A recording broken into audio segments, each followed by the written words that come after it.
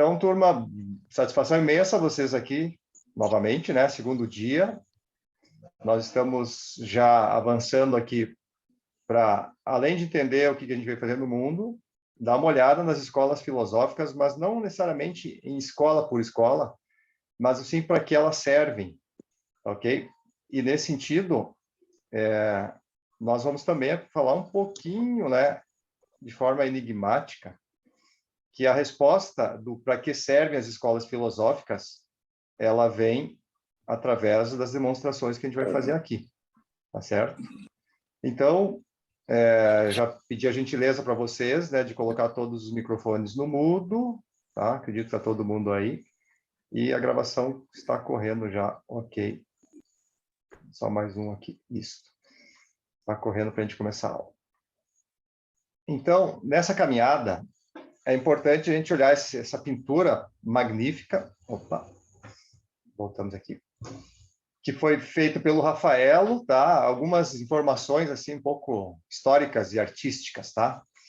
Há quem diga, bom, aqui tem um rostinho muito pequeno, depois a gente pode ver essa figura, posso mandar ela pelo grupo, de todos os personagens que aparecem aqui, descritos, né? Alguns lembram, por exemplo, no centro, obviamente, aqui representa tanto Platão e Aristóteles, também como Leonardo da Vinci, algumas coisas desse tipo. Aí tem o Sócrates, tem Pitágoras aqui com as matemáticas, tem o Michelangelo, né? Então, todo esse pessoal... Não está aparecendo, Jean, não está aparecendo. Não apareceu a imagem? Não. Ah, tá. Tá, deixa eu fazer aquele processo de novo aqui. O Zoom tem apresentado um pouco desses problemas aqui, tá, gente? Eu vou tentar de novo aqui. Tá? Apareceu? Sâmia, quer me ajudar confirmando? Tá, vi já. Sim, apareceu. Tá, ok. Vi a cabeça ali, tá, acenando da Nara.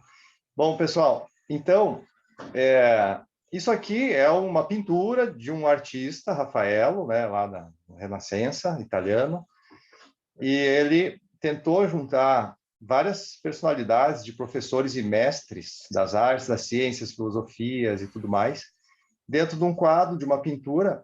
Inclusive aparece aqui o deus Apolo, a deusa Atena, tá? O yin e o yang, o masculino e o feminino. E já começamos a ver coisas que são valorizadas pelas escolas filosóficas ou as sociedades esotéricas também, que tem muita proximidade uma coisa da outra. Tá? O que eu estava falando no começo é que o Rafaelo, ele se autorretratou aqui e é o único que está olhando para fora da tela. Então, quando a gente vai olhar essa pintura, tem alguém nos olhando também. É o próprio Rafaelo, mas ele faleceu, acho que com 36 anos, muito novo. Mas com 18, 19 anos já era um baita de um artista, né? Um pintor aí, nas questões e também de conhecimento filosófico. O que nós podemos observar é que tem gregos da época passada, né? Tem italianos, na verdade aqui está muito representada a Europa, tem Alexandre o Grande, né? Aqui aparece ele, muitas personalidades de várias épocas e que estiveram dentro de várias escolas filosóficas, tá? Então, ao longo de pelo menos 2.500 anos, nós temos registros de escolas filosóficas no mundo ocidental, que é muito fácil da gente ter esses registros, além de terem escolas filosóficas no Oriente. Como o nosso viés hoje é uma hora de conversas, a gente vai focar um pouco a questão ocidental mesmo, tá? E essas escolas, elas acabaram florescendo em vários lugares, tá, do planeta. E elas sempre estavam buscando preservar ou acessar ou então manter, né, um conhecimento chamado, aquele conhecimento que vale a pena, né, que é duradouro, que é o conhecimento real. E a gente destaca que a Associação Atena é uma associação cultural, ela tem um trabalho, uma missão bem ampla, mas dentro da própria Associação Atena se tem um trabalho de uma academia filosófica, de uma escola filosófica. E junto com a Associação Cultural nasceu, inclusive, essa academia. Ao mesmo tempo, a gente já tinha práticas de estudos, de debates, né, de entendimentos das origens, das essências, no primeiro dia de fundação da própria Associação Atena. Então, juntamente com a Associação Athena, nós também abrimos a Academia Filosófica. E essas escolas que trabalham a forma acadêmica, a filosofia, ou talvez assim tradicional, né? Também tem a questão tradicional, elas buscam canalizar os esforços desses avatares, dos super-heróis, dos deuses, dos super-homens, né? Que transmitem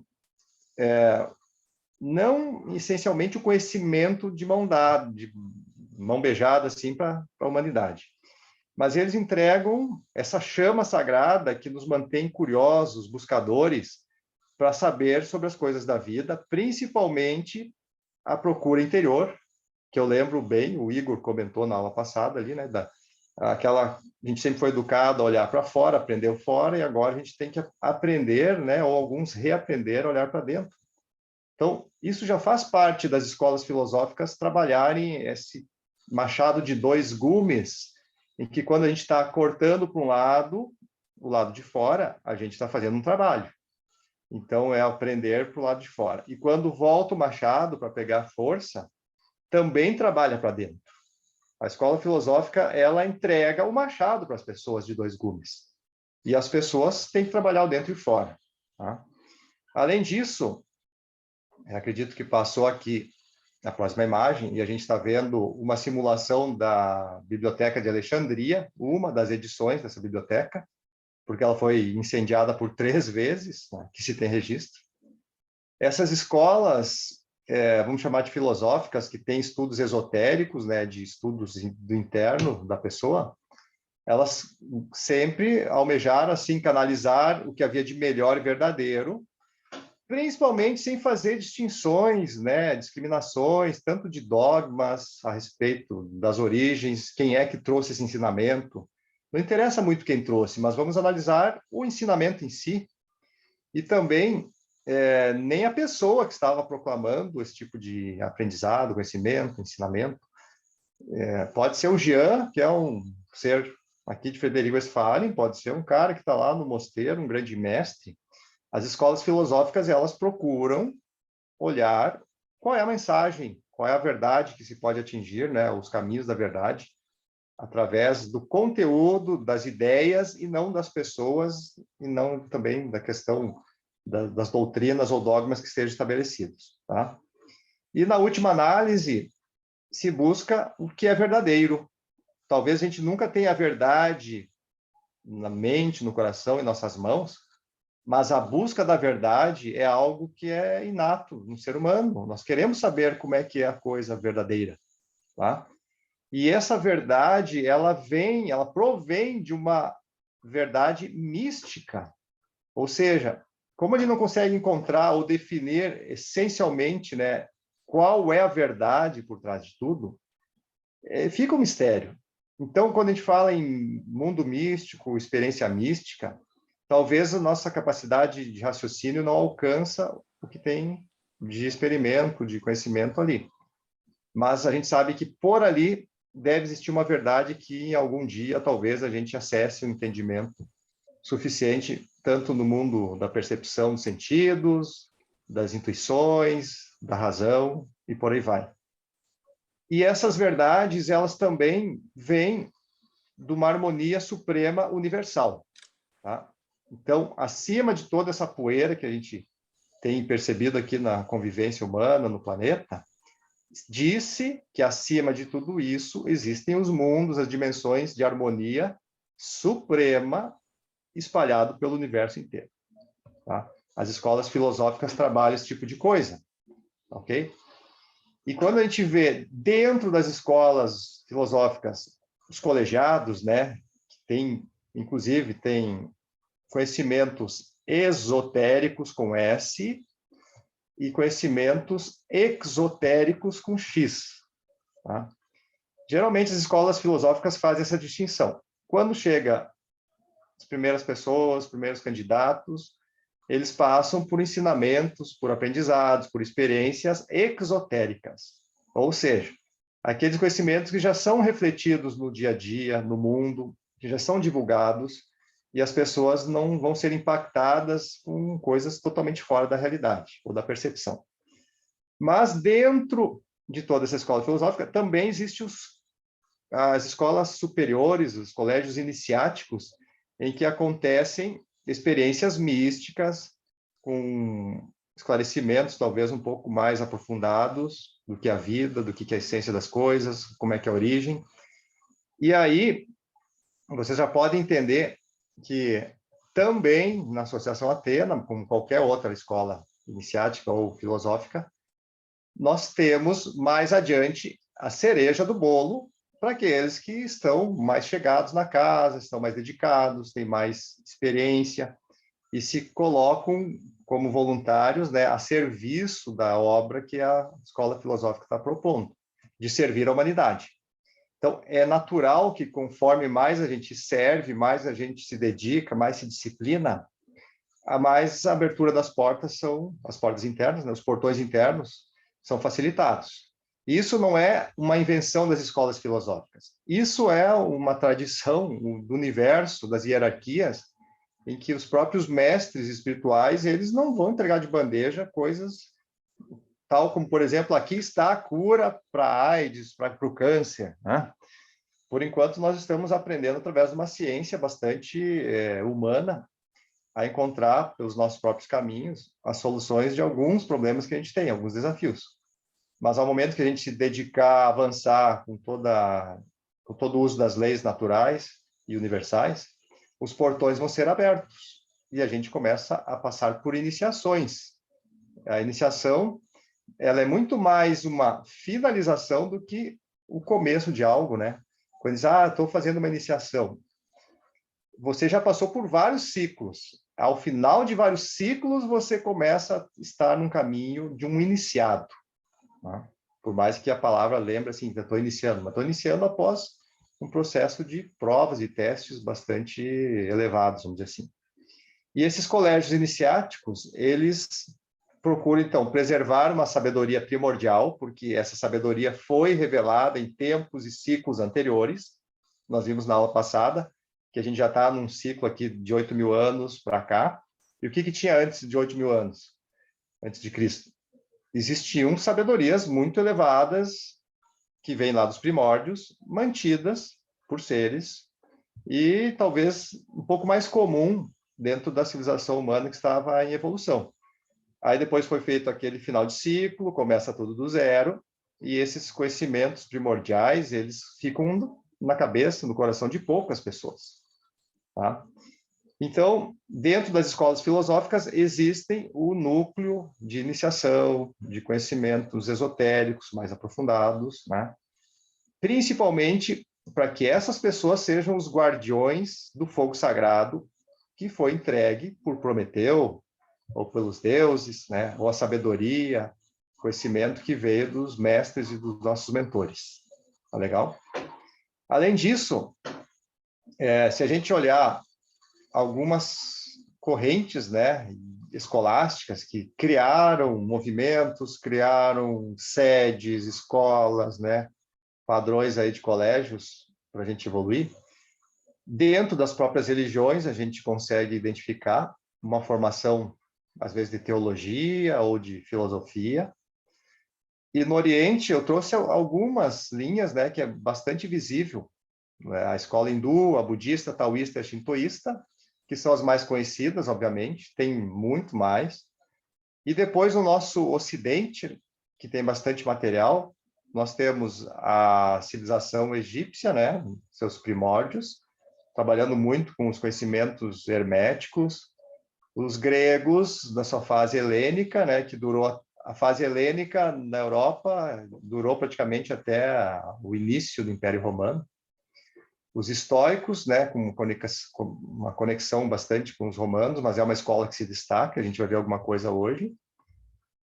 Os caldeus, os árabes lá com o sufismo, né, os ecléticos também é uma herança no sentido grego, romano, tá? As escolas ecléticas, esse nome é interessante porque você quer pegar várias doutrinas, vários conhecimentos, e aí vem aquela questão, eu sou eclético, eu gosto, eu observo, eu procuro, eu analiso várias coisas diferentes, tá? os neoplatônicos, os cabalistas, os alquimistas, né? A gente vai vindo no tempo aqui, as escolas vão mudando de nome, mas vão preservando a chama, né, sagrada dos conhecimentos de sabedoria divina. Os Rosa Cruz, os maçons, os espíritas, os teosofistas, os metafísicos. E, gente, não é uma pretensão de querer se igualar na sua glória de preservar a chama. A gente coloca aqui a ACA, né, os aquianos, esse movimento que a gente está criando, muito mais, eu diria que 99% é a questão da responsabilidade de se colocar em auxílio a todos esses movimentos que guardam a chama divina do conhecimento primordial. E uma das missões, um dos compromissos muito profundos que a ACA tem, é de preservar as escrituras sagradas, os ensinamentos, as práticas que vêm das escolas mais antigas. Tanto é que a ACA, ela é filha da Nova Acrópole, que eu não coloquei aqui, mas é uma escola filosófica mundial, está mais de 50 países. Surgiu ali na Argentina, há 60 anos, se eu não me engano. E neta da teosofia, que é a escola que a gente vai estudar nos cursos bastante ali, né? Que também ela é bastante eclética, a questão teosófica. Ela abraça tudo. Além da mecânica quântica, dos metafísicos, aqui as coisas mais atualizadas. Mas todos esses movimentos procuraram estabelecer escolas filosóficas. Para quê? Para que serve, né? Então, nós vamos identificar lá no período clássico um grande revelar, né, um grande despertar das escolas filosóficas, inclusive o nome filosofia nasce, alguns dizem lá que como Pitágoras, né, o Pitágoras estava numa Olimpíada, daí o soberano magno grego lá já sabia da fama do Pitágoras e via que o Pitágoras estava para lá e para cá, olhando as competições, fazendo um entrosamento social, político. E aí esse imperador grego lá, ele não entendia qual era a missão do Pitágoras lá. O que você está fazendo aqui, né? Qual é a tua profissão? Você é professor? Aí que o Pitágoras trouxe a palavra, né? Ele cunhou essa palavra. Eu sou um filósofo. Eu sou um amante da sabedoria. Aonde dá para aprender, eu estou fuçando. Eu estou colocando meu foco, minha atenção. Então, se a gente vai falar em escolas filosóficas, é um termo que vem já da filosofia clássica antiga, que, se a gente quer falar só da questão grega, né, a gente tem que falar desde a época mitológica, 900 anos antes de Cristo, até o final do Império Romano, século V. Tá?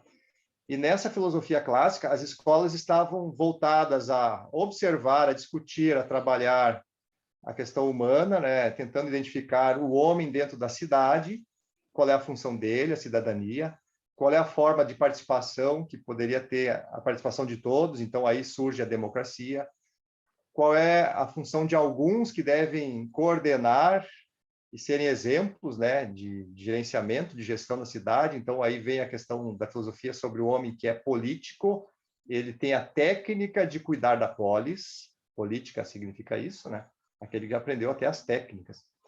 E as ciências e a razão entram em voga, principalmente porque o mundo era muito metafórico, né? A religião, a mística, os mitos eram muito utilizados pelos próprios mestres para tentar sensibilizar as pessoas para a sua evolução, para o seu despertar. Mas chegou um momento em que a questão racional já estava aparecendo como algo característico da humanidade. Então, aí a ciência e a razão, elas florescem novamente neste ciclo de 10 mil anos que a gente está vivenciando. Aí chega a fase da filosofia medieval, que vai durar até a queda de Constantinopla, ali no século XV. Foi uma época em que as escolas tiveram que exotericamente mostrar pesquisas, estudos em cima das questões religiosas, ou da busca divina, na teologia, né, com um reforço do criacionismo. Tinha as escolas filosóficas das cavernas, né, escondidas, fazendo os trabalhos antigos lá, inclusive da filosofia clássica. Mas, de modo geral, os registros e as permissões eram em cima de uma doutrina cristã que foi imposta para todo o Ocidente. Tá? O Oriente não sofreu nada dessa imposição. As escolas filosóficas do Oriente mantiveram sua evolução fora dessa imposição religiosa, né, ocidental. Quando chega a Revolução Francesa, é dado, então, digamos assim, o fim da filosofia moderna, que a filosofia moderna foi uma resposta, né, uma reatividade àquelas restrições da filosofia medieval, que, inclusive, impactava nas escolas e nas lições filosóficas.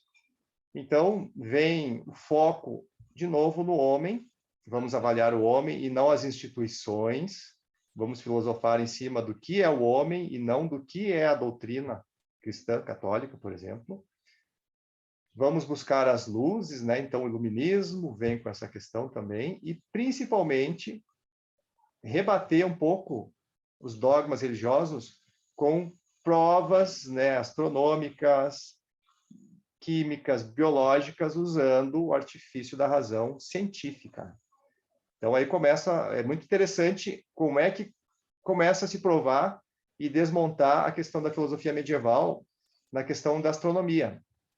Porque o Galileu Galilei, ele, além de outros astrônomos, ele elaborou um tipo de um telescópio e ele começou a observar os planetas. E quando ele observou Júpiter, ele viu que tinham 4 luas girando em torno do planeta Júpiter.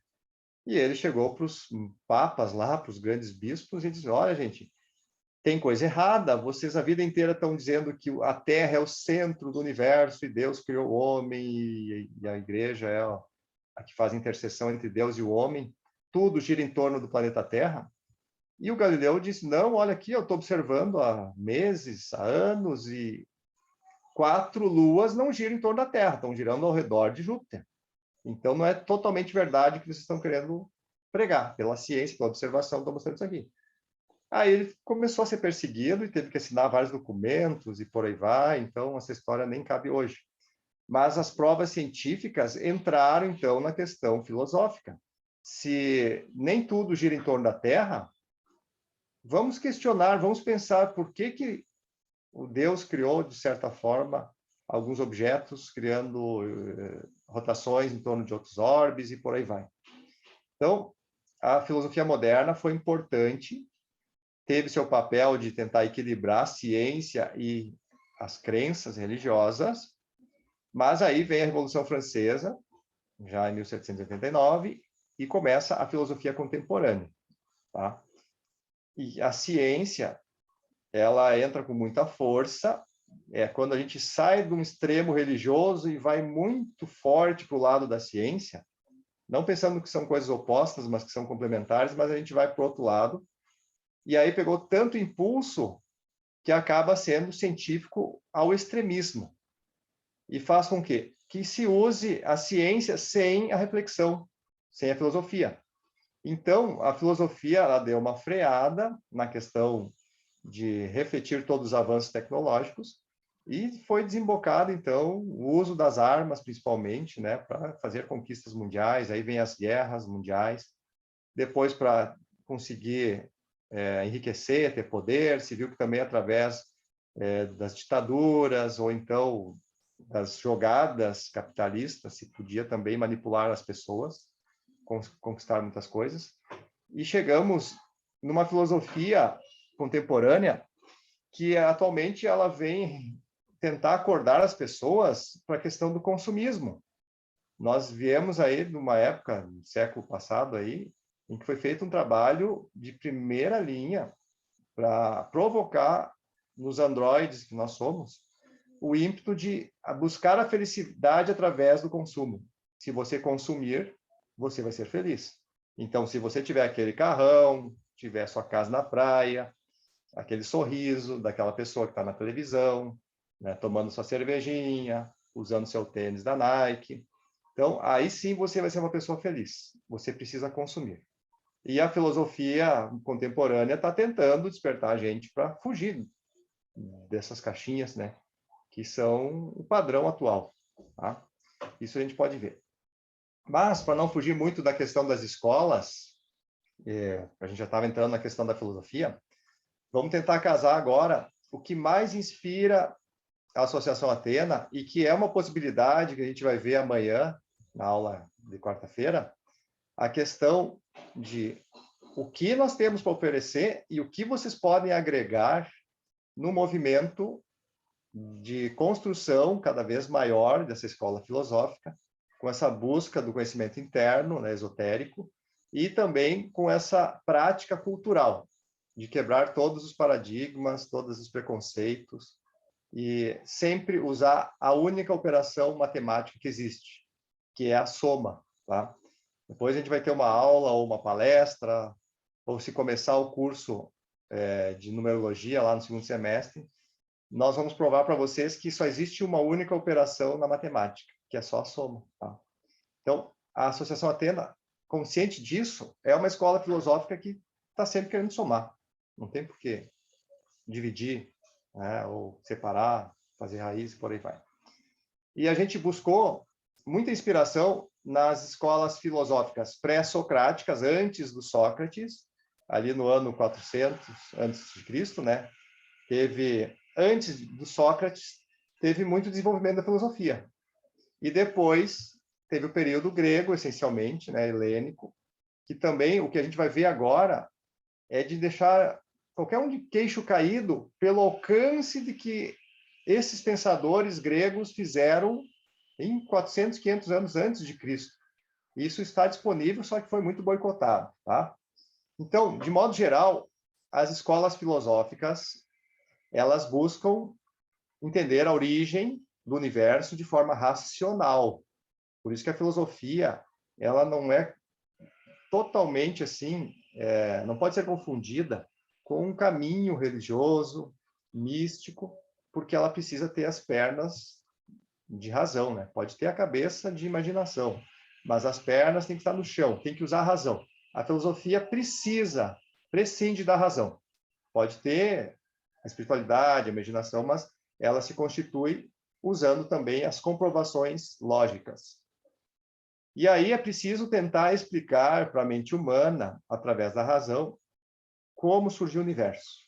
Tá? Para contrabalançar, não é para negar as versões religiosas, mitológicas, místicas da origem do universo. Essas versões são muito importantes, mas a gente precisa ter um complemento, sempre a operação mais, né? A filosofia vem para buscar a explicação racional.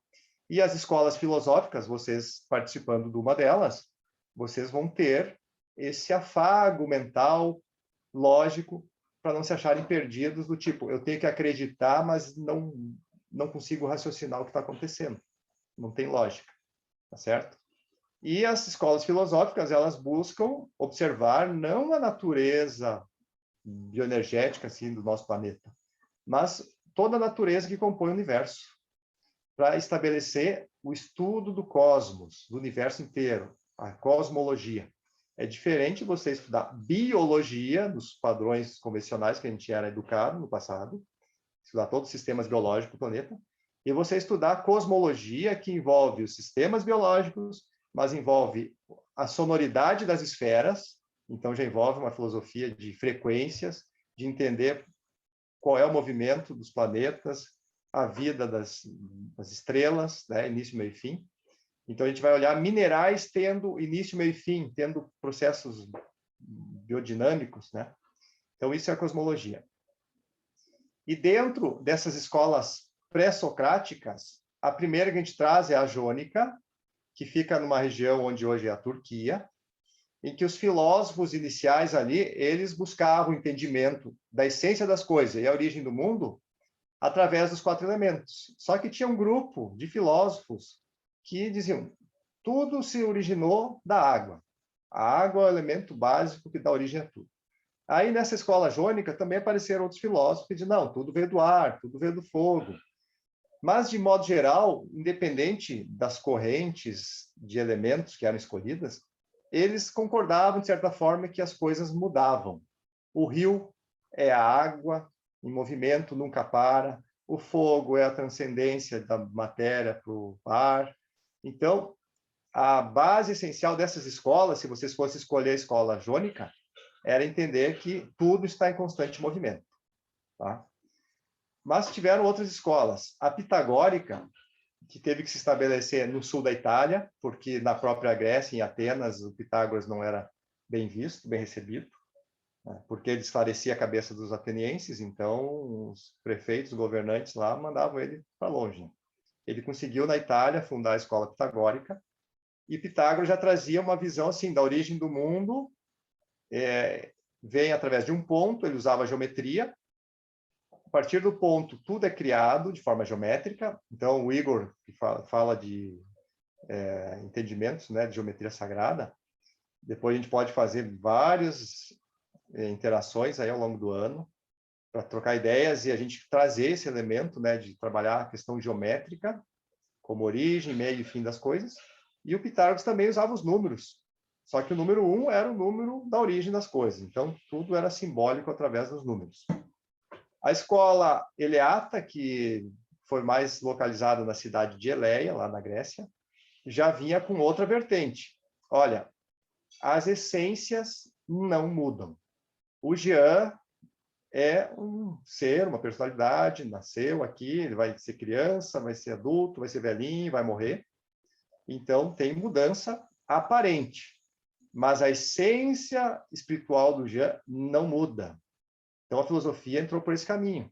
Você entrar numa escola eleata, você iria ter que assumir que a escola jônica estava focando um pouco mais nas aparências, que o Pitágoras estava sendo metafórico, e aí você, como eleata, você buscaria entender as ideias, as essências, né, que o próprio Platão também trabalhou. E aí, na sequência, vem a escola pluralista, escola filosófica, que tem várias cidades também da Grécia que ela se estabeleceu. E é pluralista porque ela já faz o contrabalanço. Olha, o universo surgiu da mistura da água, do ar, do fogo e da terra. O Jean é uma personalidade que ele tem mais água e mais ar, e menos terra, menos fogo. Tá? Então, cada um tem uma identidade que é a combinação dos 4 elementos. A origem das coisas não é só de um único elemento, como a escola jônica dizia, mas de todos os elementos. E surge com Demócrito, então, nessa época, a teoria atomista, em que todas as coisas são compostas de pequenas partículas, chamadas átomos, indivisíveis, e é assim que as coisas surgem, assim que as coisas se compõem. Tá? Mas, indo adiante, nós vamos para o período depois de Sócrates, porque Sócrates fez grandes revoluções para as escolas filosóficas e ele não tinha uma escola fixa. Ele andava pela cidade e seus discípulos iam debaixo das árvores com ele, ou à noite se reuniam em alguma casa, em algum banquete. Então, a aula dele, os ensinamentos, não dependiam do local físico. E ele trouxe muita luz para a filosofia, e as escolas helênicas que surgiram a partir da possibilidade, né, socrática ser inserida em todas as escolas, começa a trazer questões de reflexão sobre um ideal cosmopolita, como nós poderíamos, então, ser cidadão do universo, tá? Não é cidadão do mundo, tá? Como a gente se encaixaria, um ser humano. E a filosofia passa a ser um exercício agora muito mais fundamentado aquilo que o Pitágoras dizia, então Sócrates resgatou aquilo, de que amar a sabedoria já é suficiente para classificar alguém como filósofo. Não precisa fazer 5, 10 anos de curso acadêmico de filosofia, se fosse na escola helênica aqui, não, para se dizer um filósofo. Você precisa amar a sabedoria e encontrar uma maneira justa, bela, bondosa de viver. Você era um filósofo. Se você encontrar uma maneira de viver com maldade, né, já deixava de ser, podia ser belíssimo, né? Poderia ser justa, mas entrou a malícia, você já está fora da classificação de ser um filósofo. Não interessa se tem títulos de PhD lá em tal universidade. Né? E olha só, coisas que a gente acha que os filósofos já não pensavam naquela época. A filosofia era entendida como uma terapia para se ter cuidado frente às coisas e os desafios da vida, para se ter fluidez, né, na questão de desmanchar, de acabar com as suas angústias e combater a miséria humana, em todos os sentidos, física, mental, emocional, né? E ainda, as escolas helênicas, elas diziam, as filosofias dessas escolas eram a miséria humana, as angústias e os desastres são resultados do que o homem convenciona. Se tem alguém que é o culpado de tudo isso, da miséria humana, do sofrimento, da angústia, não é a natureza universal, não são os deuses, mas são as convenções sociais que são mal feitas. Tá? Isso é justamente o que está acontecendo nesses 2 anos, em que a gente precisa refletir se o modus operandi, né, da nossa sociedade, se o jeito que a gente está vivendo é uma convenção social que elimina a angústia, a miséria e os desafios, ou está indo tudo muito bem. Tá? As escolas filosóficas helênicas estariam debruçadas em resolver esse tipo de coisa sempre. Tá? E ainda eles levantavam a bandeira, que a gente também tem muito disso aqui na ACA, que o pior dos males é a ignorância. A gente bota um ponto aqui, para não querer ofender ninguém. A gente está falando da ignorância, não estamos falando das pessoas. Mas as escolas filosóficas helênicas diziam o modo de agir e de dar valor dos ignorantes também provoca mal. O homem que age de forma errada, julga de forma errada, como forma ignorante de agir, ele está cultivando o mal. Tá? Então, vai direto na pessoa humana. Vejam como o problema do bem e do mal existe só dentro do coração e da mente humana. Vejam se os animais, se as plantas, se os rios, as pedras estão focadas, angustiadas, miseráveis por algo que é bom ou ruim. Eles não têm esse tipo de percepção e nem de vivência.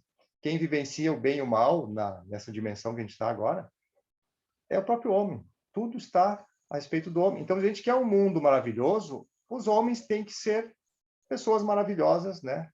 Com o coração e a mente e o corpo. É isso que os helênicos já sabiam. Tá?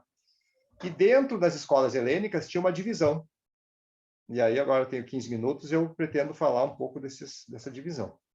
As escolas que eram dogmáticas, e se vocês olharem todos os títulos, eu estou colocando ACA, ACA, ACA, porque a Associação Atena, ela abraça todas as vertentes. A Associação Atena segue o caminho dogmático? Sim. Vai seguir o caminho não dogmático, a gente vai falar daqui a pouco? Também. Tá? Essa é a proposta aquiana. Então, quando a gente está no caminho dogmático dessas escolas, que são fonte de inspiração para a gente, nós precisamos transformar os juízos de valor. É uma interseção, uma intercedência na cultura social, individual, das pessoas. Se um ignorante tem um juízo de valor de que ele pode ser egoísta e isso é bom para ele, as escolas dogmáticas procuram transformar esse juízo de valor. Não de uma forma estúpida, ditatorial, mas através de exemplos e através de reflexões.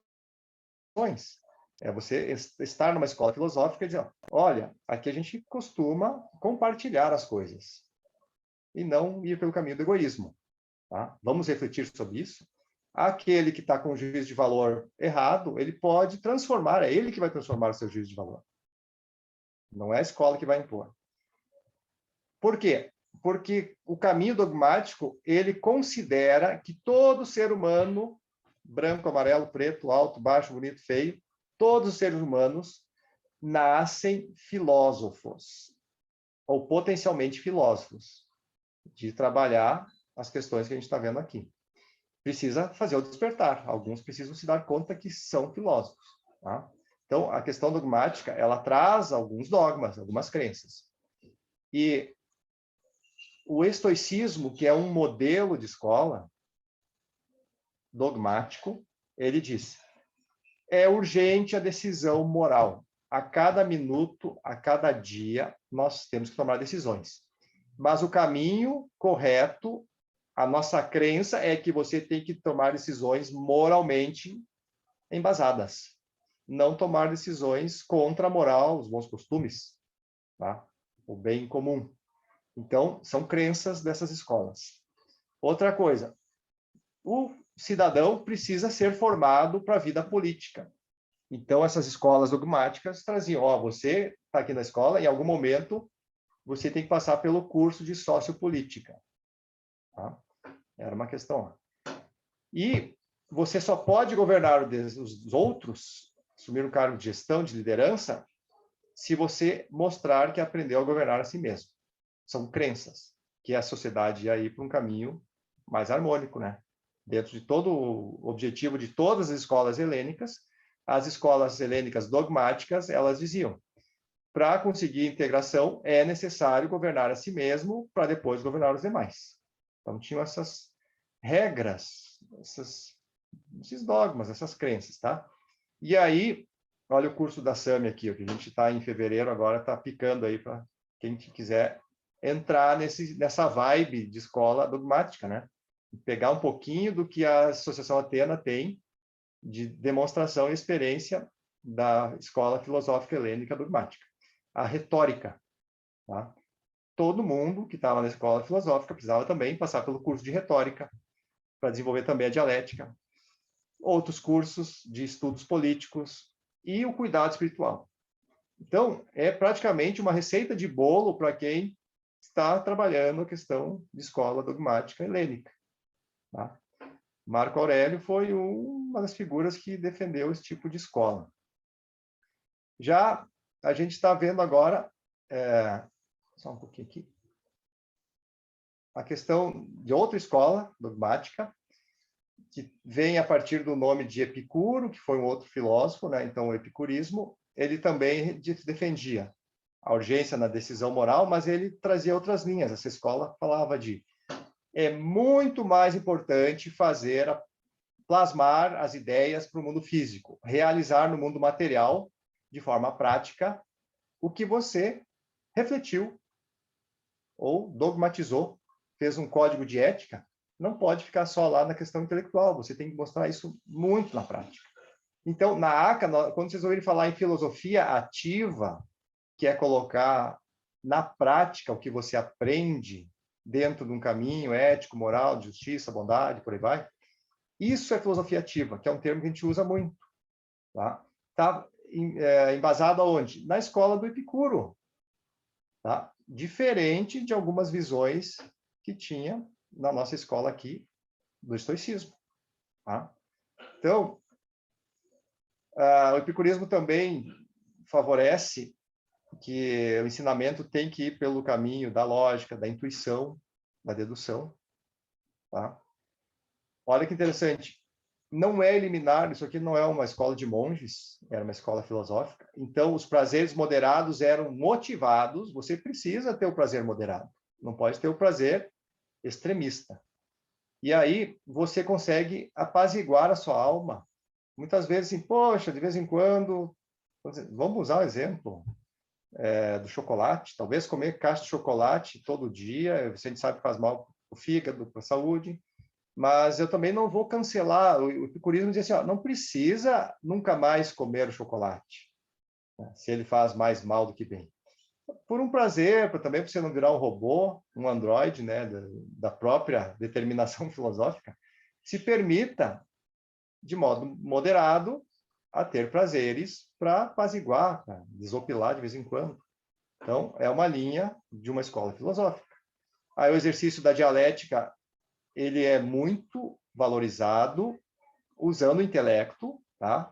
É uma herança platônica. Então, para entender as essências, aquilo que é imutável, se usava a dialética através da combinação mental, né? A troca de informação pelo caminho mental, usando o raciocínio e a lógica. E, na contraparte, junto dentro dessa escola, se usa a razão ponderada com os sentidos do corpo. Lembram? Tem os prazeres moderados. Então, os sentidos do corpo também são observados e são favorecidos. Os teus sentidos precisam... Você não pode ser um robô de novo. Isso é uma questão de influência aristotélica. Para entender o mundo, você precisa não só ser uma pessoa racional, você também precisa entrar com os teus sentimentos. sentidos do corpo. Nem sempre a razão é a única fonte para a decisão moral que a gente tem que ter. Daqui a pouco a gente tem o coração envolvido, os sentidos do corpo, e aí você faz um exercício de entender o mundo através da visão aristotélica e no outro dia você faz o exercício de entender a essência divina através do caminho intelectual. Tá? Essa escola de Epicuro também é muito admirável. E nós temos que experimentar todas essas vertentes. E aí chegamos no final para falar das escolas não dogmáticas. Aí tem gente que adora, eu conheço pessoas que nem sabem que são, talvez são reencarnações de grandes filósofos aí não dogmáticos, porque a vida dessas pessoas é bem por esse caminho. Em primeiro lugar, temos duas escolas, a cética e a cínica. Tá? Essas escolas, elas iam por um caminho não dogmático, não tem regramento, não tem condutas pré-estabelecidas, né? A ética é de outra forma, a moral é de outra forma. E aí, primeiro, se suspende completamente qualquer juízo de valor. Ninguém tem capacidade de julgar algo, se é bom ou é ruim, se é correto, se não é correto, e por aí vai. Tá? Também o abandono completo das convenções sociais. Por isso que eu digo, eu conheço pessoas que elas vivem à margem das regras sociais o máximo possível. Tá? E aí essas mudanças, pacote econômico, restrições, isso não afeta nada. E elas não são mendigos. Elas são pessoas que vivem o mínimo possível conectados ou identificados com as convenções sociais. Tá? Então, significa que elas estão fazendo coisas erradas, inclusive elas estão querendo fazer as coisas certas. São filósofos. Tá? A vida simples e minimalista é que leva à felicidade. Então, isso aqui é quase um taoísmo. A filosofia taoísta também é você necessitar do mínimo possível. Né? Eu tenho essas vertentes aqui, na minha vida, é a questão da alimentação. Se precisar ficar 2, 3, 4 dias sem comer, pela filosofia minimalista, isso dá força, você não tem nem fome, porque a comida não é um fator preponderante para você tanto ter energia, saúde, felicidade. Então, para que ir pelos pecados capitais, né? A gula. Eu vou ser feliz quanto mais diversidade de comida, quanto mais coisa. Então, eu fico dependente de uma convenção social de que você só tem saúde comendo. Né? Então, a gente acha que... Eu não quero entrar nesse assunto da nutrição, né? Só trouxe um exemplo. Mas tem várias coisas que as convenções... vamos dizer assim, uma vez se dizia que precisava comer de 3 em 3 horas. Era uma convenção dos nutrólogos, tá certo?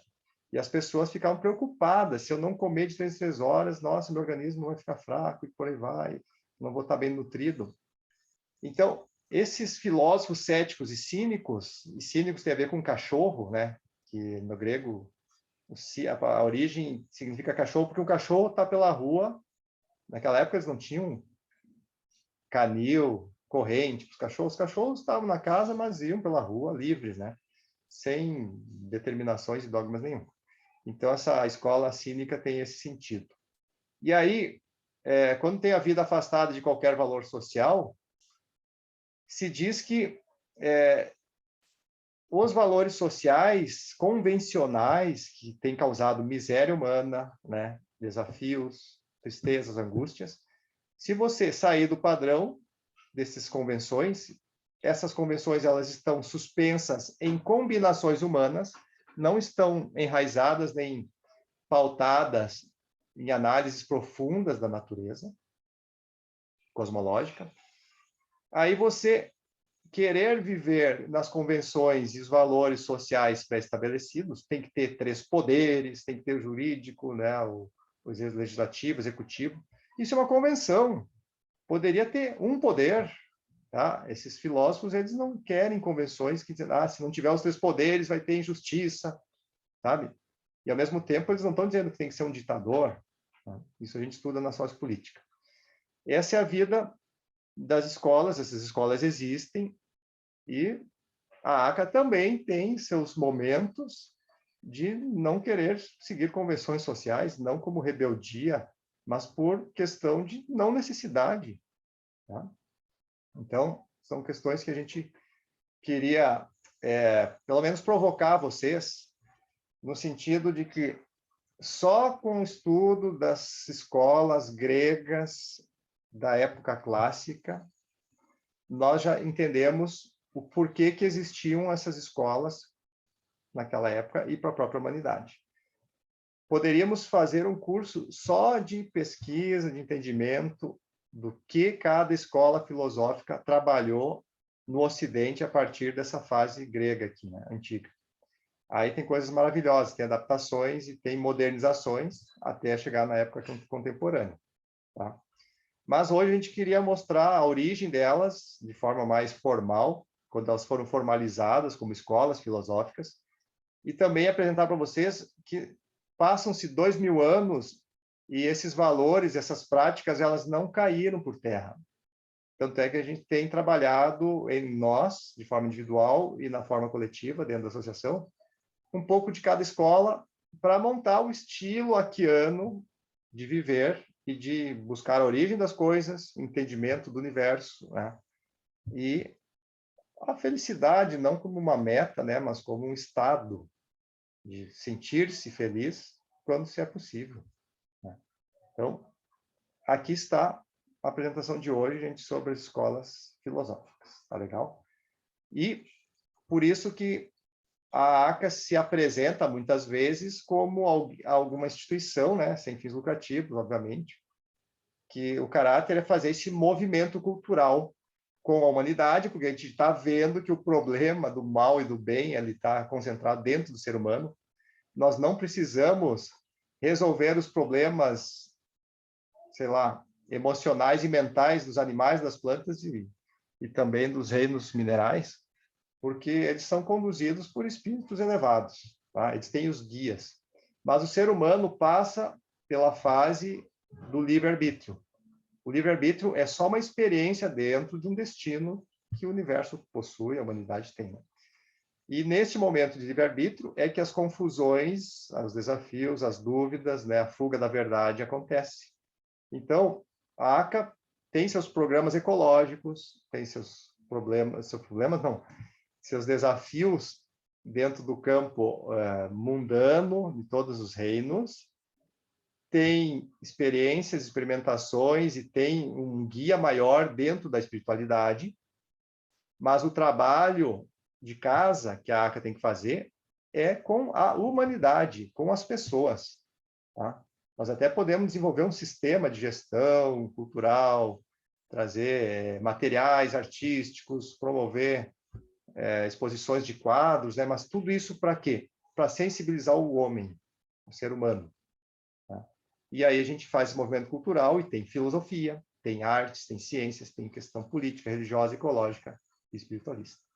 É um pacote grande, mas a gente vê que tudo isso são instrumentos, ferramentas, técnicas, possibilidades de sensibilizar e despertar os homens. Para nós é fácil gerenciar todos esses campos aí de conhecimento, né?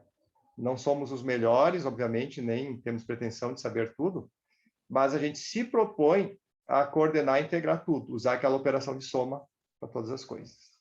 Tá bom, gente? Então, a partir de agora, eu vou encerrar a nossa aula aqui, a gravação, e a gente pode entrar na nossa conversa.